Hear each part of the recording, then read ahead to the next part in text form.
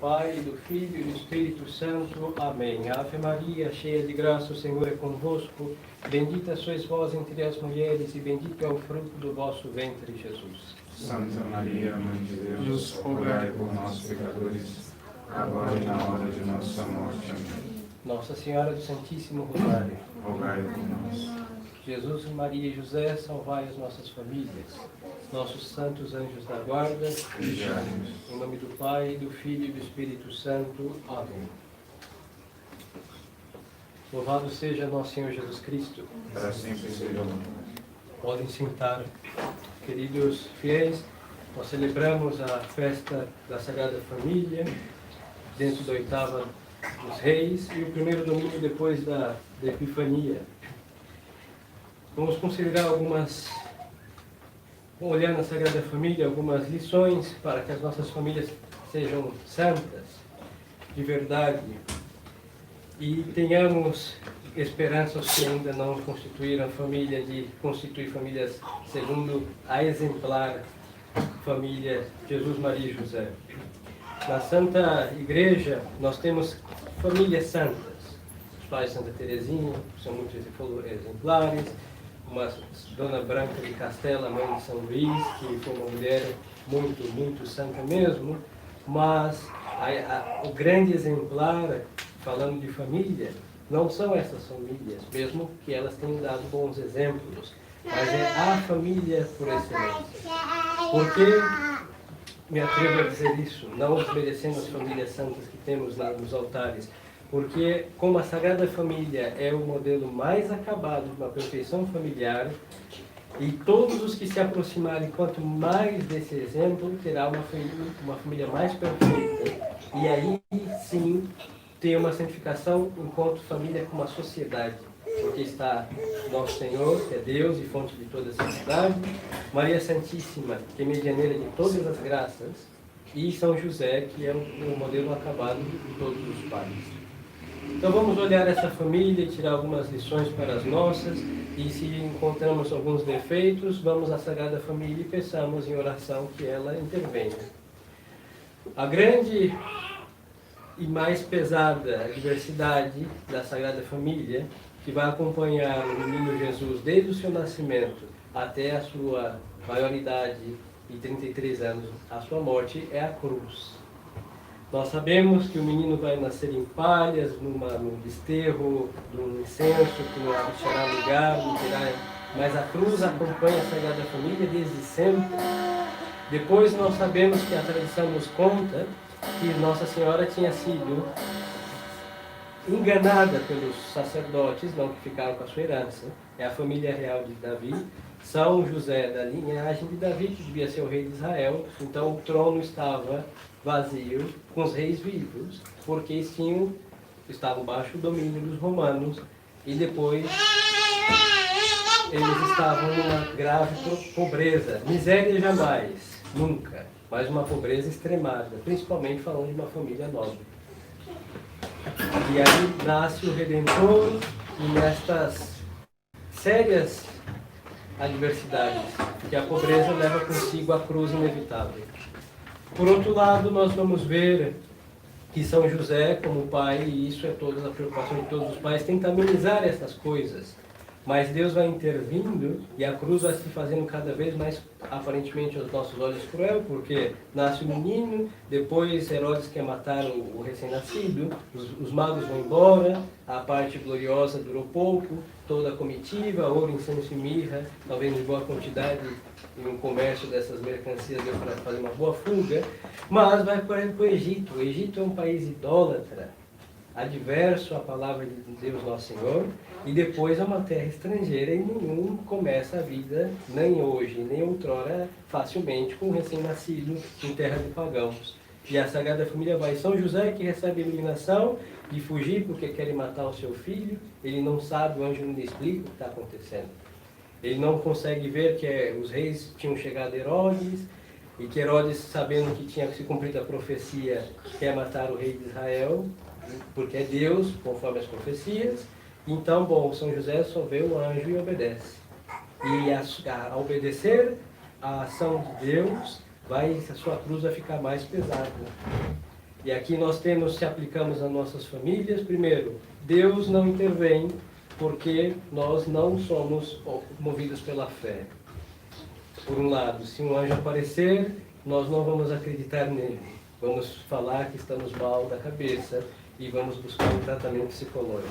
Assim que a ação sobrenatural de Deus hoje se faz não ausente, se faz muito presente, mas nós não enxergamos a mão de Deus porque falta o espírito de fé. Por outro lado, quando o bom Deus, pela verdade que devemos viver, aperta e põe mais peso nas nossas costas, que é a cruz da coerência com o Evangelho do nosso Senhor, nós também falamos, não, isso é demais. Para ir para o reino dos céus, eu não preciso observar tudo isso. Se São José tivesse pensado isso, o menino Jesus não teria morrido com 33 anos crucificado, hein? Teria morrido com seus ou alguns meses ou no máximo 2 anos de idade. A tradição aí tem várias explicações, mas não mais que 2 anos quando chegaram os reis. Então, quando Deus, nosso Senhor, nos manda fazer algo, obviamente Deus vai falar pela prudência. Não vai ser o anjo que vai aparecer e falar ao ouvido dos senhores, mas sim a graça de Deus, a graça atual, para governar suas casas, para levá-las ao céu, que Deus vai iluminar. Não foi uma iluminação mística, algo fora do comum, não. Ordinariamente falando, não estando no pecado mortal e tendo essa intenção de buscar a santificação dos seus lares, Deus vai iluminar os senhores pais, as senhoras mães, para levar as suas casas para o céu. E quando vemos cruz, quer dizer que seja um problema, porque nós que caminhamos para o céu, a cruz não é pedra de tropeço. Pelo contrário, é esteira que nos leva ao céu. Mas se nós tropeçamos na cruz que Deus nos envia, é porque nós vivemos como inimigos da cruz de Cristo. Aí vem a necessidade de nossa conversão urgente e configurar-se a cruz de Cristo, aí ela será sempre uma esteira que nos levará a Deus. Por outro lado, a pobreza de São José, de Nossa Senhora, é uma pobreza nobre. Aqui não é uma questão de lutas de classes, porque isso é uma estupidez. Nós vemos aí o sangue nobre, uma família de Davi, e nós vemos uma pobreza sempre remediada pelas virtudes, porque a miséria que nós vemos em nosso país é falta de virtude, não é falta de dinheiro. Porque se pode ter muito dinheiro e ser miserável também. A virtude que enobrece as coisas. Então a pobreza que todos, em seu grande número, estamos chamados, deve ser enobrecida pelas virtudes. Não é questão de dinheiro. E na Sagrada Família não se tem dinheiro. Talvez o carregamento dos magos deram uma boa ajuda, não? Mas as virtudes enobrecem tudo. Desde uma fuga a um estabelecimento lá no Egito, que só Deus sabe como foi, mas em todo caso, sempre nobre. Por quê? Porque a virtude busca a nobreza, e a nobreza em todos os aspectos, uma pobreza nobre. Por isso não existe miséria na vida dos santos, e muito menos na Sagrada Família. Então, se nós estamos assim, com esta pobreza, às vezes, miserável, não é questão econômica, é questão espiritual. Então devemos nos converter e configurar a Sagrada Família. Muitas vezes são nossos desatinos, uma péssima administração que isso acontece, e faz com que a miséria bata nossas portas e não consigamos viver com o que Deus providencia, e isso há uma desordem. Porque Deus, nosso Senhor, em sua providência, assiste todas as famílias com os trabalhos que Deus dá a todos os senhores, e mesmo que seja algo pouco, administrando bem e vivendo conforme a cruz de Cristo, porque somos católicos, nunca ninguém vai passar fome ou escassez ou um aperto tão grande. Se isso acontecer, é algum vício que está sugando no âmbito econômico, mas em realidade está sugando a alma, que é por aí que ele vai deixando as almas sentir esta crueldade na parte econômica. Outra lição da Sagrada Família. Eles vão para o Egito e a tradição conta, ao falar da dor de São José na fuga para o Egito, a presença da Sagrada Família faz os ídolos caírem no Egito. Mas não consta nem que o menino Jesus pregou, porque ele só pregou por 30 anos, mas ao levar Deus para onde eles forem, de fato é a grande presença exorcística de nosso Senhor Jesus Cristo e da Sagrada Família. Então eles podem estar no Egito, na terra do demônio, porque ali reinava a idolatria. Mas onde chega a família, Deus também chega. Porque onde eles estiverem, Deus estará com eles, porque ali Deus encarnou. A família católica tem esse poder Às vezes nós falamos do mundo, da cidade, do campo. O campo sempre vai ser um refúgio, sempre é mais ameno, moralmente falando, mas tem a sua cruz também, hein? Não é cômodo. A farmácia não está em cada esquina, e outras comunidades da padaria e mercado, é pegar enxada. Isso é muito romântico na teoria, na prática tem a sua cruz.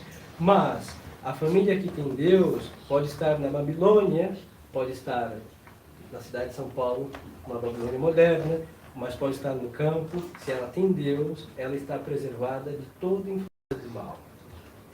Porque se nós vamos para o campo e levamos nossos vícios, nós vamos acompanhar do demônio, o mesmo que está por essa cidade.